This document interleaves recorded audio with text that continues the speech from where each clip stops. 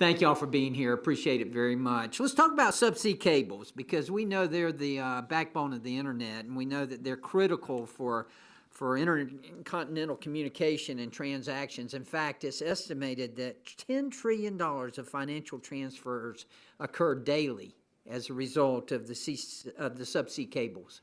$10 trillion daily. That's a lot of money. That's a lot of transfers. Anybody who's read the news lately understands that in the past 6 months, our adversaries have been using and targeting these cables and cutting them to cripple the economic and national security of countries around the world. Obviously, an easy target. We understand that. Let's talk about the importance of redundancy, because redundancy is extremely important, and the resilience of our cables and the diversity of routes that are needed to ensure we limit our vulnerability whenever we're talking about these cables. I've been working to try to expedite the permitting process of cables in the National Marine Sanctuaries with my bill, H.R. 261, the Undersea Cable Protection Act. And I think we need to think about ways to expedite the permitting process more generally, too. We need to get more cables deployed as quickly as possible and ensure that we can meet the capacity needs. Mr. Stalen, I want to ask you, can you explain why redundancy is so important for subsea cables, and how important it is from a national security perspective that we don't have one single point of failure? Thank you for that question. Yeah, it's really critical that you don't have a single point of failure. As I mentioned earlier, there are about 600 subsea cables in operation today around the world, but something like 1,700 landing points. So as a cable gets closer to shore, it'll split and have multiple landing points. We need to increase the number of cables, yes, but we also need to increase the number of landing points here in the United States. There may be 90 or so landing points in the United States. As you mentioned, permitting is a major issue. In some cases, it can take 400 days on average to get a permit, and sometimes up to 900 days to get a permit. 900 days. 900 days.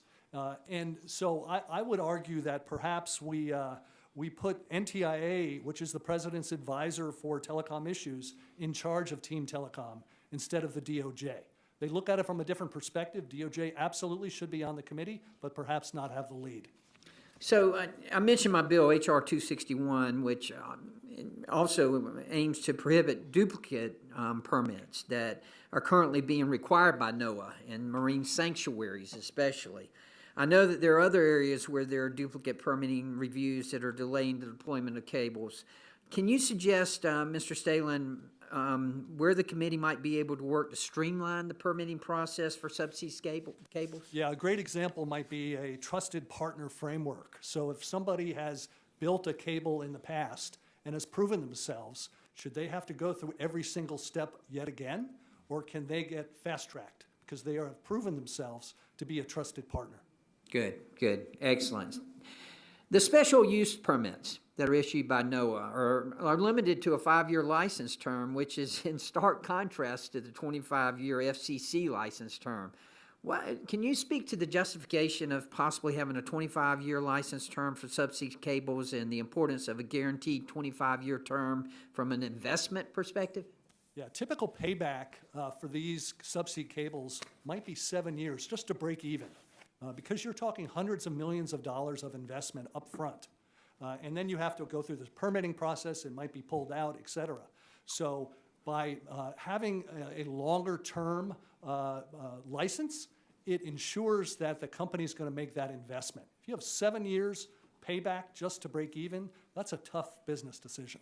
You know, I want to talk in general terms right now, and when I say general terms, I do mean general.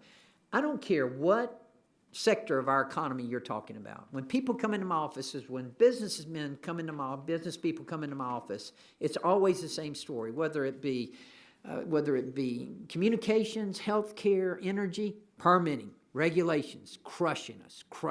We've got to do something about this. Thank y'all all for being here. Very, very important. Now I yield back.